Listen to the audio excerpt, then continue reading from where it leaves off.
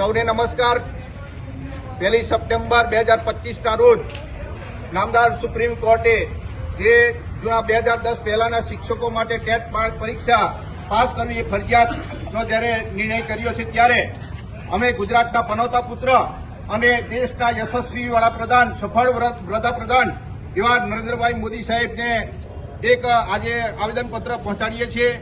માનનીય કલેક્ટર સાહેબની કચેરી ભરૂચ મુકામે આજે 450 થી 500 શિક્ષકો ભેગા થઈ અને કલેક્ટર સાહેબના માધ્યમથી આજે આદરણીય નરેન્દ્રભાઈ મોદી સાહેબને આજે એક આવેદનપત્ર પહોંચાડીએ છીએ કે સુપ્રીમ કોર્ટને અમારી એક વિનંતી છે કે ટેટ પરીક્ષામાંથી મુક્તિ આપે અને એના નિર્ણય માટે પુનઃ વિચારણા કરે। આ સિવાય શિક્ષકોને અઢળક બિન શૈક્ષણિક કામગીરી ના એ પોટલા હવે બિલકુલ ઉચકાતા નથી, ત્યારે આ શિક્ષકોને બિન શૈક્ષણિક કામગીરીમાંથી સંપૂર્ણ મુક્તિ આપે। વિકસિત ભારતનું સપનું જે આદરણીય મોદી સાહેબનું છે, એમાં જો સફળ થવું હોય તો પાયાનું શિક્ષણ એવું બાળકોનું શિક્ષણ છે અને એ બાળકોના શિક્ષણ માટે શિક્ષકોને બિન શૈક્ષણિક કામગીરીમાંથી મુક્તિ આપી અને શિક્ષકને વર્ગમાં રહેવા દે। બાલ દેવો ભવ, વર્ગ એ જ સ્વર્ગ એવી નીતિ સાથે આપણે આગળ વધવાનું છે।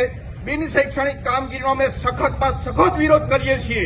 સાથે બીએલઓની કામગીરી જે 13 વિભાગના કર્મચારીઓને સોંપવાની છે, અધિકારી વર્ગની અવરચંડાઈને કારણે એ ફક્ત આંગણવાડી અને શિક્ષકોને જ આ કામગીરી સોંપે છે, તો બીજા કર્મચારીઓને પણ બીએલઓની કામગીરી સરખા હિસ્સે વહેંચવામાં આવે, અથવા તો બીએલઓની કામગીરી માટે શિક્ષિત બેરોજગાર એવા યુવાનોની ભરતી કરવામાં આવે તો દેશના હજારો યુવાનોની રોજગારી મળશે। એવી પણ અમારી વિનંતી છે। જિલ્લા ફેર કે તાલુકા ફેર જે શિક્ષકો થયા છે એને 100% છૂટા કરવામાં આવે। સાથે જે શિક્ષકોએ પોતાના જિલ્લામાં જગ્યા ન હતી એટલા માટે બીજા નજીકના જિલ્લામાં જગ્યા માંગી છે, એવા જિલ્લા ફેરવાળા શિક્ષકોને વધુ એકવાર જિલ્લા ફેરબદલીની તક આપવામાં આવે। ધોરણ 6 થી 8ના શિક્ષકોને લાયકાત મુજબ એને ઉચ્ચતર પગાર ધોરણ, સારામાં સારું પગાર ધોરણ, અલગથી પગાર ધોરણ આપવામાં આવે। એટાટ શિક્ષકોને પણ કેળવણીકારનો દરજ્જો આપી અને એમના પણ પ્રશ્નોને સોલ્વ કરવામાં આવે। સાથે 121 થી 200 વચ્ચે એકમ જે છે એમાં 5 શિક્ષકોને બદલે એ 6 શિક્ષકોમાં આપવામાં આવે, વર્ગ દીઠ શિક્ષક આપવામાં આવે। સાથે 1 થી 5 ધોરણની નાના બાળકોની શાળાઓએ કંઈ ગુનો નથી કર્યો એ બાળકો માટે કોમ્પ્યુટર લેબ અને કોમ્પ્યુટર ઓપરેટર આપવામાં આવે। દરેક શાળામાં કોમ્પ્યુટર લેબ માટે ઓપરેટર આપવામાં આવશે। તો ઓનલાઈન કામગીરી જે અમારા માથાના દુખાવા સમાન છે, ઓનલાઈન કામગીરી પણ બંધ થવી જોઈએ અને એના માટે કોમ્પ્યુટર ઓપરેટર પણ આપવામાં આવે એવી વિનંતી છે। મધ્યાહન ભોજન માટે આજ સાહેબોની કચેરી જ્યારે હાજરી નથી થતી ત્યારે શિક્ષકોને ફોન કરીને ધમકાવે છે।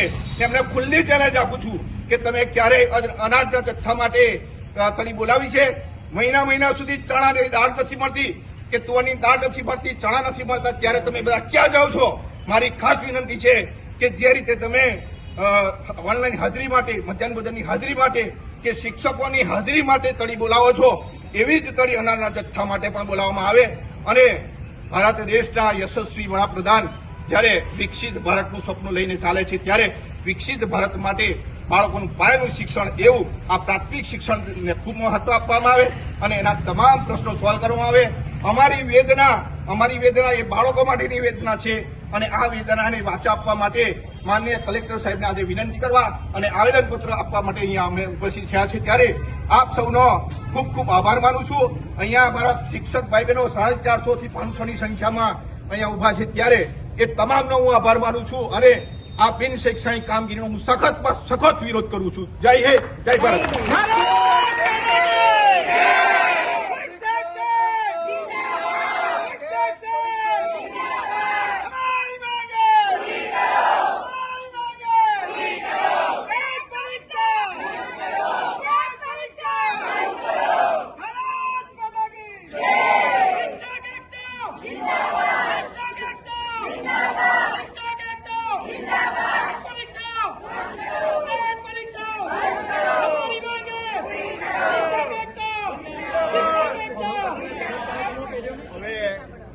એક મહત્વનો મુદ્દો છે કે નામદાર સરકાર શ્રી તરફથી આ વિડીયો લીધો, ફરીથી લીધું।